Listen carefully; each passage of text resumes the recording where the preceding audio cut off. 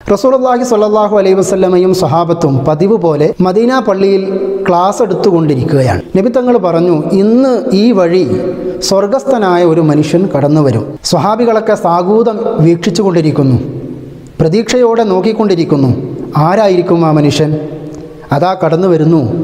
ആ പള്ളിയുടെ വാതിലിലൂടെ പാവപ്പെട്ടവനെന്ന് തോന്നിക്കുന്ന ഒരു മനുഷ്യൻ, അൻസ്വാരികളിൽപ്പെട്ട ഒരാൾ. അയാളുടെ ഇടത് കയ്യിൽ ചെരിപ്പുണ്ട്.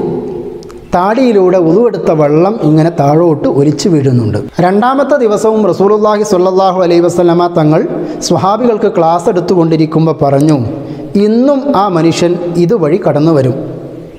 റസൂലുള്ളാഹി പറഞ്ഞതുപോലെ ഉളുവെടുത്തുകൊണ്ട് താടിയിലൂടെ വെള്ളം ഉറ്റി വീഴുന്ന നിലക്ക് ചെരിപ്പുകൾ കയ്യിൽ പിടിച്ചുകൊണ്ട് ആ മനുഷ്യൻ പള്ളിയിലൂടെ കടന്നുപോയി.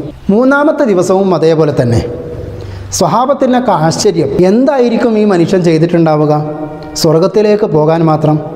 മഹാനായ അബ്ദുല്ലാഹി ബിൻ അംർ ബിനുൽ ആസ് റളിയല്ലാഹു അൻഹു അയാളെ പിന്തുടർന്ന് അയാൾ ചെയ്യുന്ന കാര്യങ്ങൾ എന്തൊക്കെയാണ് എന്ന് നിരീക്ഷിക്കാൻ തീരുമാനിച്ചു.